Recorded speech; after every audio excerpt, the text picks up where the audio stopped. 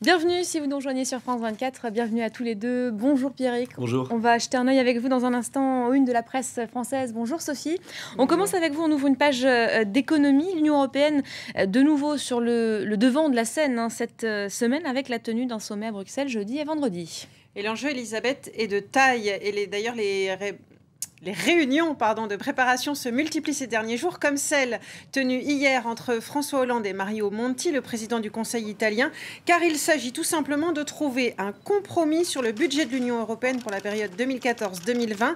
La dernière réunion consacrée à cette question en novembre dernier s'était soldée par un échec cuisant. Le président du Conseil européen, Herman Van Rompuy, avait proposé un budget de 973 milliards d'euros, soit 1,01% du PIB de l'Union, mais certains pays comme l'Angleterre réclament encore des coupes supplémentaires dans les politiques européennes. Aux dernières nouvelles, les négociations porteraient encore sur 25 milliards d'euros de réduction de dépenses à trouver. Le sommet approche et l'accord n'est pas encore en vue, selon François Hollande. Écoutez-le.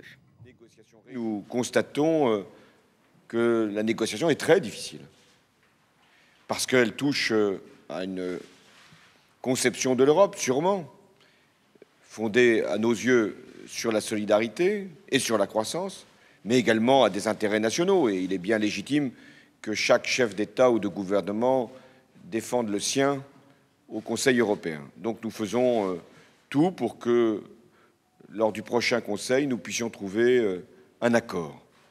Mais les conditions ne sont pas encore, à ces heures, réunies. Des démissions attendues ce lundi à la tête de la Barclays.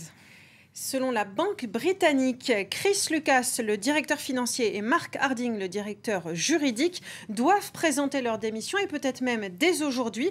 Chris Lucas est pour l'heure le seul membre de la direction de la Barclays encore en poste depuis l'affaire du Libor. C'est ce scandale autour d'une manipulation internationale du taux interbancaire.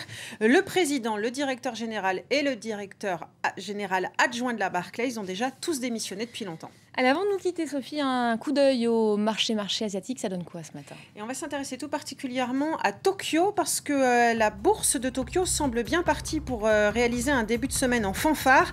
À la mi-séance, le Nikkei gagnait 0,48% à 11 245 points, ce qui représente son plus haut depuis 33 mois. La baisse du yen booste les exportations. À noter aussi à Tokyo la très belle progression en séance de Panasonic, plus 17%, grâce aux signes de reprise dans le secteur de l'électronique grand public. L'optimisme semble de mise. Merci beaucoup Sophie Hulot. On vous retrouve aux alentours de 6h48 pour un nouveau JT de l'Écho. Pierrick Laurent, bonjour. La presse française revient notamment ce matin sur le week-end